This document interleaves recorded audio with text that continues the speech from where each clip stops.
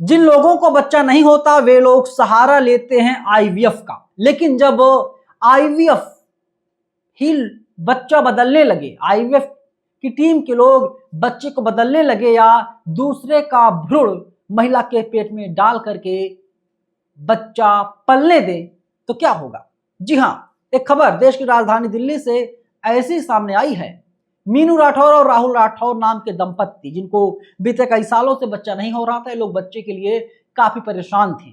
ये लोग जीके के एक अस्पताल में पहुंचते हैं, वहां पर जाकर के डॉक्टर को अपनी परेशानी बताते हैं। फिर डॉक्टर जो है इनको रेफर कर देती हैं दिल्ली के ही द्वारका में स्थित है मैक्स अस्पताल। मैक्स अस्पताल लोग पहुंचते हैं, वहां पर जाने के बाद ये लोग आईवीएफ का सहारा लेते हैं और जनवरी के महीने में जो महिला थी उसने जुड़वा बच्चियों को जन्म दिया। लेकिन डिलीवरी के कुछ दिनों के बाद दंपत्ति को ये लगने लगा कि ये बच्चा उनका है ही नहीं, ये बच्चा किसी और का है। उत्तर भारत के जो बच्चे होते हैं, हम लोग उत्तर भारत के हैं, हम लोगों का रंग रूप आकार बिल्कुल अलग है। लेकिन जो लोग नॉर्थ ईस्ट के हैं, केरल साइड के लोग हैं, मणिपुर साइड के लोग हैं, उन लोगों का रूप रंग आकार हम लोगों से अलग होता है। और वहीं जो लोग आंध्र प्रदेश के हैं उनका भी रूप रंग आकार अलग होता है। जो दोनों बच्चियां थी, इनमें से एक बच्ची का जो रूप रंग आकार था, लग रहा था कि ये बच्ची नॉर्थ ईस्ट की है। और इसके बाद में उन लोगों का शक गहराया। उन लोगों ने कहा कि हम लोग डीएनए टेस्ट करवाएंगे।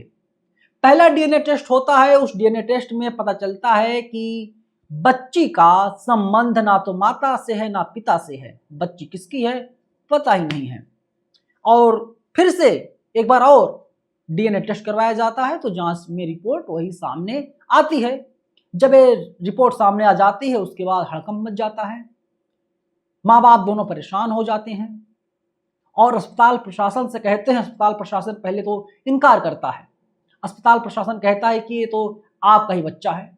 लेकिन जब राहुल राठौर और मीनू राठौर डीएनए टेस्ट की रिपोर्ट डॉक्टरों की टेबल पर रख देते हैं और कहते हैं कि आप इसे झुठला दीजिए, आप इसे गलत साबित कर दीजिए, तो डॉक्टर हक्का बक्का रह जाते हैं।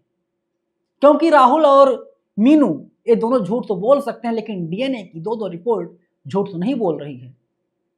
और फिर इसके बाद पूरी कहानी की शुरुआत यहीं से शुरू हो जाती है। मामला आगे बढ़ता है। राहुल राठौर पहुंच जाते हैं डीसीपी के पास और कहते हैं साहब देखिए ऐसे ऐसे मेरे साथ फ्रॉड हुआ है। डीसीपी साहब केस नहीं दर्ज करते हैं। फिर राहुल राठौर कहते हैं कि अब तो कानून का सहारा लेना पड़ेगा, अब अदालत जाना पड़ेगा। तो राहुल राठौर अपने वकील के साथ पहुंच जाते हैं अदालत। अदालत आदेश देती है कि एक काम कीजिए, मुकदमा दर्ज कीजिए। मुकदमा दर्ज किया जाता है और जांच होने से पहले ही जांच को रोक दिया जाता है। आप समझिए कि कितने बड़े लेवल पर खेल हो रहा है। वो दंपत्ति जिसके अपने खुद के बच्चे नहीं हैं, डीएनए की रिपोर्ट बता चुकी है, फिर भी वे लोग दो जुड़वा बच्चियों को पाल रहे हैं। आप कल्पना कीजिए कि मीनू और राहुल राठौर कितने हिम्मती हैं, उनके साहस की दाद देनी पड़ेगी। लेकिन ऐसे अस्पतालों के ऊपर क्या कार्रवाई होगी जो आईवीएफ के नाम पर जनता को ठगते हैं, लूटते हैं और दूसरे का बच्चा उनको सौंप देते हैं। अब इसमें बड़ा सवाल ये आ रहा है कि आखिर जब बच्चा मीनू राठौर की पेट में पला तो बच्चा दूसरे का कैसे हो सकता है। इसमें थोड़ा झोल है।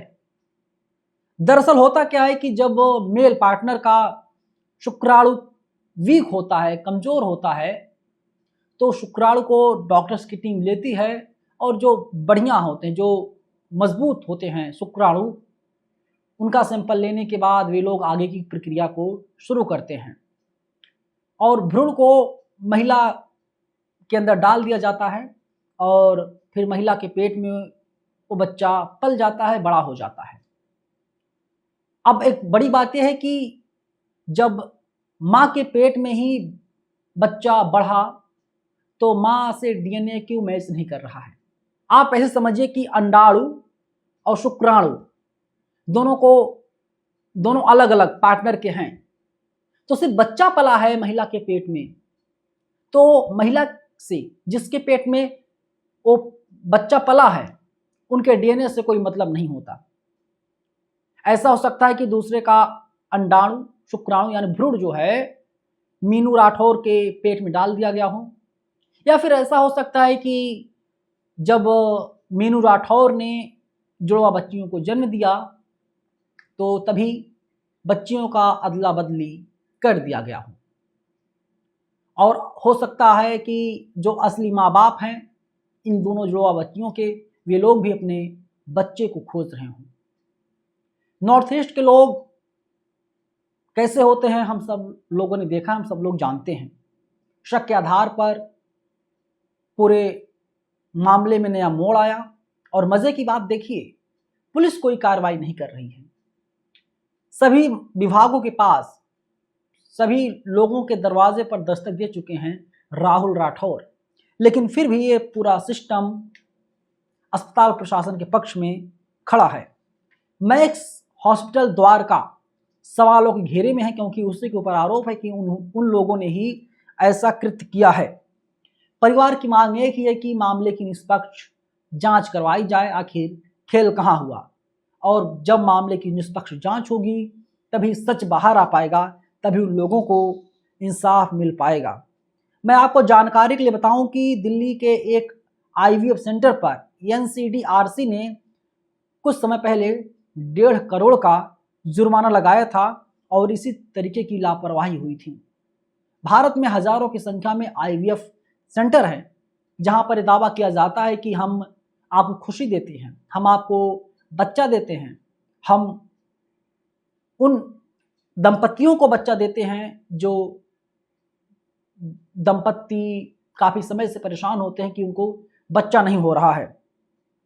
लेकिन अभी जो है इस केस में राहुल और मीनू दोनों लोग 2 बेटियों को पाल रहे हैं, अपना मान चुके हैं, लेकिन सवाल वही बरकरार है कि उनके असली बच्चे कहां पर हैं जिससे डीएनए मैच करें, जबकि जो शुक्राणु था, स्पर्म था, राहुल राठौर ने डॉक्टरों की टीम को दिया था, आईवीएफ सेंटर वालों को दिया था।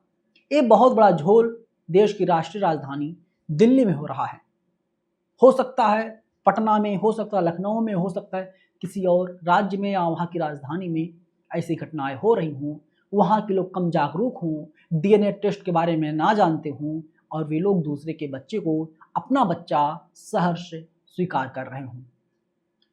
अगर वो बच्ची जो है दोनों अगर उत्तर भारत की होती तो जाहिर सी बात है वे लोग भी डीएनए टेस्ट नहीं करवाते और अपना बच्चा समझ करके उसको पालते पोसते, बड़ा करते, पढ़ाते लिखाते।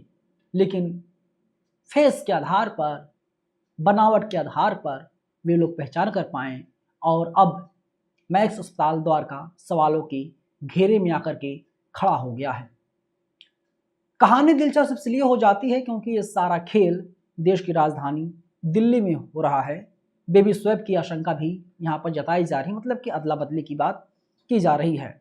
दोस्तों, एक केस जो है ये आईवीएफ की खतरनाक सच्चाई को उजागर करता है। आप लोग भी समझदार बनिए, जागरूक बनिए, और अगर आप भी आईवीएफ सेंटर का सहारा ले रहे हैं तो पहले 100 बार सोचिए, क्योंकि गंदा तो है लेकिन इनका धंधा है। ये लोग धंधेबाज हैं। इनके पास जितनी पहुंच, जितनी ताकत है शायद आपके पास ना हो और आप इनसे लड़ाई भी ना लड़ पाएं। एक दिन आपको हार का मुंह देखना पड़ेगा। फिर क्या होगा?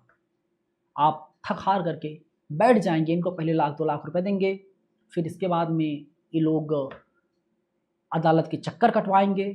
जो भी आपकी जमा पूंजी होगी सब खत्म हो जाएगी। फिलहाल इस वीडियो से हमें यही सीख मिलती है कि हमको जागरूक और सचेत, सतर्क रहना पड़ेगा। धन्यवाद।